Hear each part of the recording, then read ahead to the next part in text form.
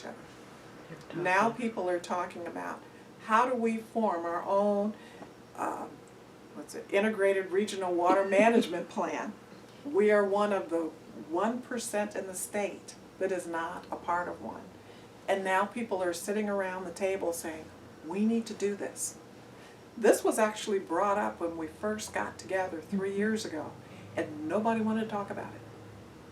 But through working with people and getting people to see, yes, we do need to communicate. Yes, we do need to put a little bit of ourselves out there, but put it out with the idea that you will be respected when you do. You're not going to be put down. And everybody's voice matters. So when we do that, and then we get people to come to meetings. In fact, we had one member drop out after 2 meetings. And he came back to a meeting about 2 months ago. And now he's calling me. He wants to talk about it now. And it's like, we've made progress because now we're willing to talk. And it just means that I believe if you show people respect, they will give it back. Give it back. It may be grudgingly, but if you can get people to see, I respect you.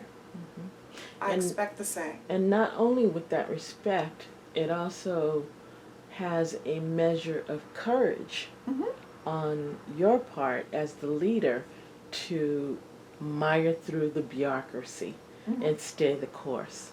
So that is a feather in your hat.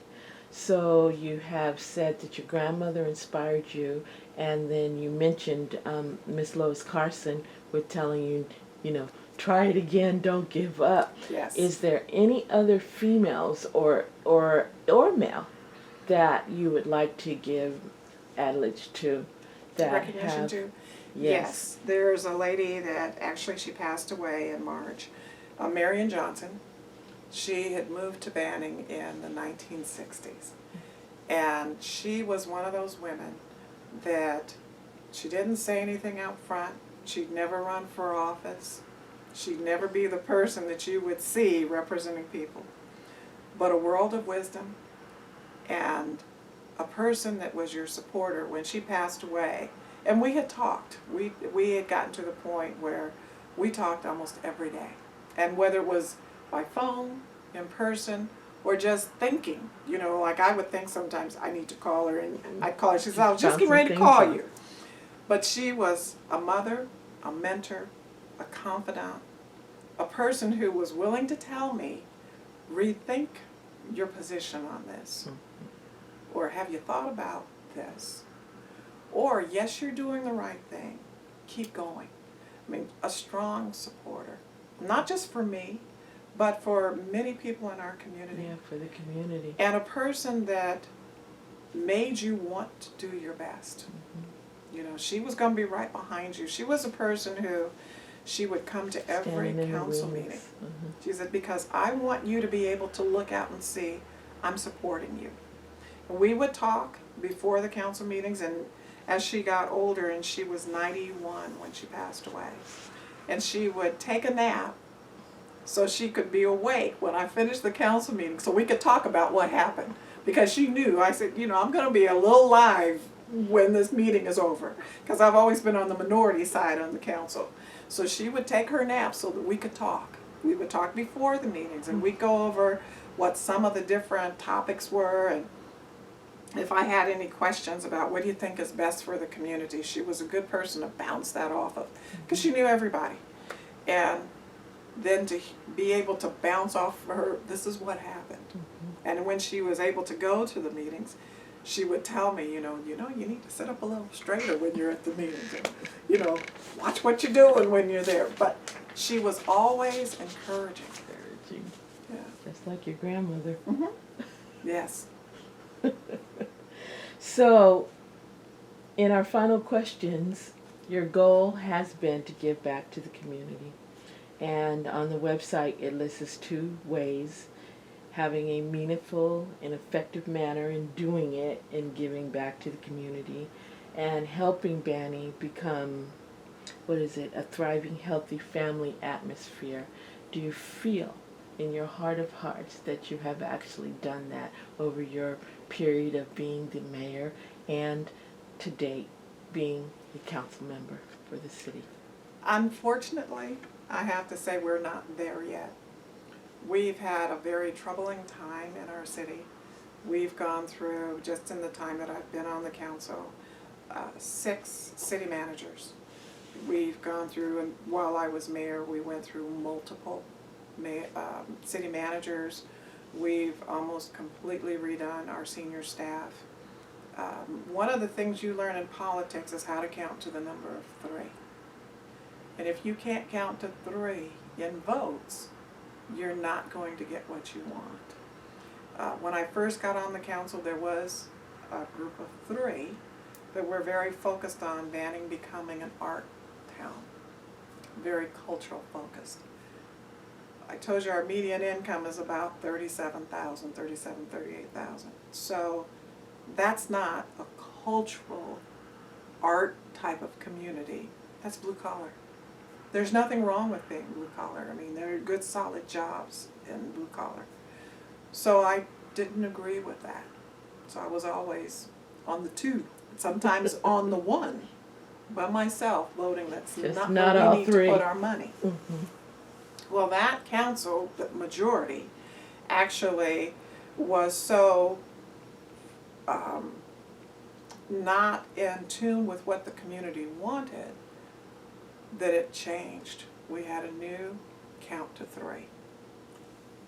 Well, for a little while we had 3 that we kind of thought alike in terms of let's focus on economic development. And one of the men, John Machesak, who I mentioned earlier, and I really liked him because we were able to disagree but respect each other in disagreeing. And he decided not to run again. We still had 3, but then we had another council member, and I won't name him, but he left the council in the middle of me being mayor. Well, our threesome changed, and we had a threesome that felt like their role has been to find the corruption in our city. Mm-hmm. So I've been battling that for, changed. yes, for 4 years. There has not been any corruption, but that's the focus. So instead of focusing on how do we make Banning better, the focus has been how do we stop growth? How do we stop any kind of development coming in? How do we keep things the way they are? And any city, any group, you have to move forward or you die. So we've been battling that this last couple of years to get back on track to how do we do more than just survive, how do we thrive? Mm-hmm. This is at the Empower same young time. People. Empowering, but one of the things that, has city. really had an impact has been the recession. Every city was impacted. So your smaller cities that don't have any kind of industry, any kind of commercial development are hit harder because you don't have jobs.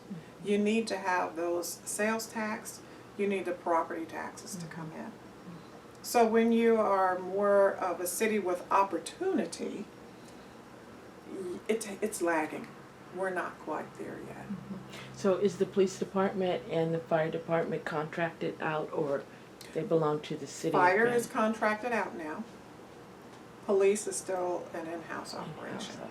In fact, our city is a little unique. I'll tell you a little bit about Banning. Even though we're 30,000 people, which is small, it's on the smaller side. We have not only our own police department, we have a hospital, our own library, our own airport, our own water and electric departments. Water, it's not unusual so much. There are water districts, but we have our own water authority, which means these are city employees. We also have our own electric, which is very unusual for a city our size. Most people have Edison. We do not. We have our own employees. So people are kind of surprised because we're pretty much a self-serve city. We have most of our services right in the city. And with that, it brings some good things, it brings some bad things, because we also offer all the social services. So people who need social services, whether it's mental health, public health, DPSS, they're coming to Banning because everything is there and everything is in walking distance. Wow. but we don't have that commercial development. We don't even have housing. We have not had any new houses in 6 years. That is almost totally unheard of in the Inland Empire. Most cities are building houses. They're bringing in families. That's been our struggle right now because we have some people that are totally against it. You need new housing because young people do not want houses at 50, 60 years old. They want new, energy efficient houses. We're struggling to get that. So do you think that you're gonna run to be mayor again? No. No? I think that probably my best legacy as mayor was that I was able to keep the city still working together. With all of the disruptions that happened, with everything going on, we are still surviving. Yeah. And I don't know that with a different personality, being in charge, that would have happened. And I don't want to say it's just my personality, because it takes 5 people to really run a city. But I think having a personality that allows people to know that I respect you. Whether you're the person that's cutting the grass, you're the person that's cleaning, whether you're the city manager, I'm going to give you all equal respect. When you yell at me, when we're in city council meetings and you don't like what we're doing and you're the person that's responsible and we're going to recall you, thank you very much. I appreciate your comments. You know, so people knew you could say anything. I'm going to treat you with the same respect I'm going to treat everybody else. And because I disagree with what you're saying, doesn't make your comments any less valuable. And I think that that kind of helped us get through that. Yeah. Do I want to go through that again? I have a grandbaby. That's where I'm putting my energy, and hopefully having some more. I have 2 girls I had mentioned earlier. One's in Chicago, one's in Virginia. The grandbaby's in Virginia. So she only has 1 nana. And I wasn't able to spend a lot of time with my girls growing up. I don't want her to grow up and say, who's that lady? You know, that I see her picture. Who is that? Yeah. I want her to know who I am. I want my girls to feel like, yes, even if you're across the country, if you need me, I'm going to be there.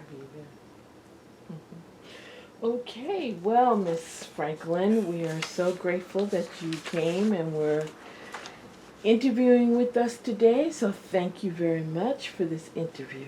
Thank you.